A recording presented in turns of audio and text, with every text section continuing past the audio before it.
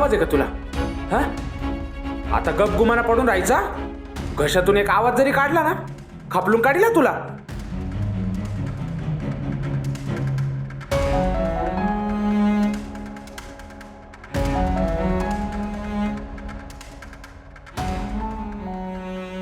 करे लय सारड्यासारखा फडफड करतो. थांब, तुला थंडच करतो गोळी देऊन.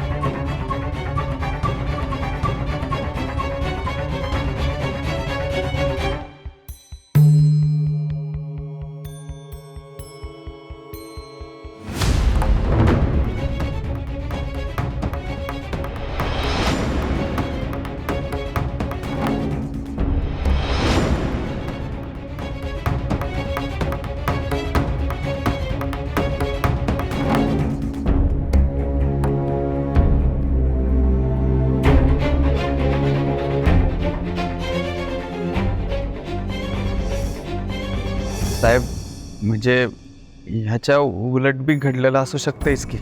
म्हणजे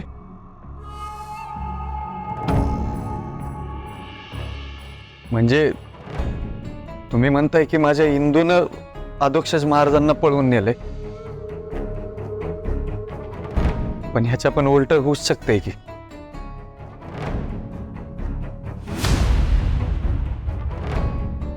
काय बोलतोय? आ, माझ्या अधोक्षजनी त्या इंदीला पळवलंय? आ, काही पण म्हणायचं का? अहो मोठ्या बाई, तसं नाही म्हणायचंय मला. जाऊ द्या, आता फाटे फोडत बसण्यात काहीच अर्थ नाही. अधोक्षज महाराजांना शोधायला पाहिजे आत्ता, हेच खरंय. माझं फक्त एवढंच म्हणणं आहे की माझ्या इंदूने अधोक्षज महाराजांना पळवलंय असा खोटा आरोप त्याच्यावर कोणी करू नये, बस एवढंच. अहो इंदू लहान आहे केवढी. अहो मी असं म्हणतच नाहीये का त्या बारक्या पोरीनं माझ्या अधोक्षजला पळवलं, किडनॅप केलं. मी फक्त इतकंच म्हणतेय का तुम्ही किडनॅप केलं आणि त्याच्यासाठी त्या इंदीची मदत घेतली.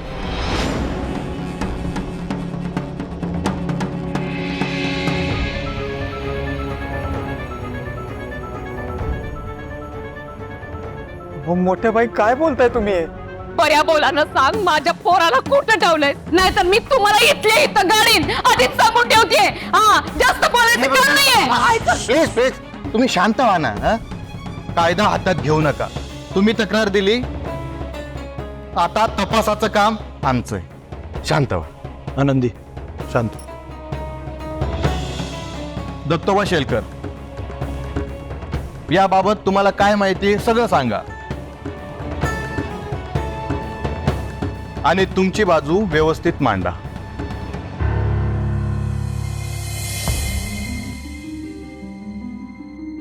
कुठं गेला म्हणायचा? ओ माऊली, अहो चला, अजून किती वेळ गाडी थांबवायची इथं?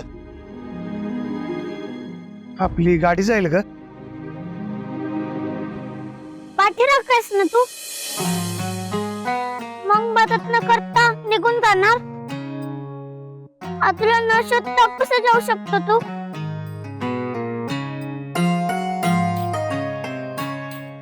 तुम्हा दोघांना सोडून कसं जाईन मी? ओ माऊली, तुम्ही व्हा पुढं, आम्ही येतो मागच्या गाडीनं. आता भेटूया आनंदीतच. रामकृष्ण हरी, रामकृष्ण हरी.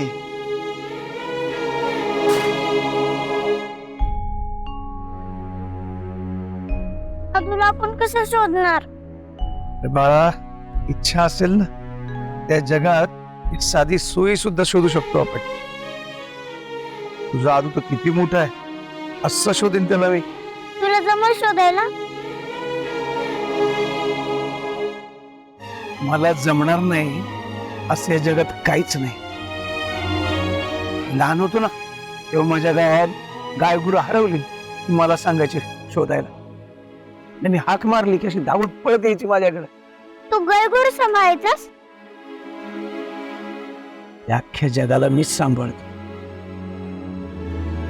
चला शोधूया आदू शेठला.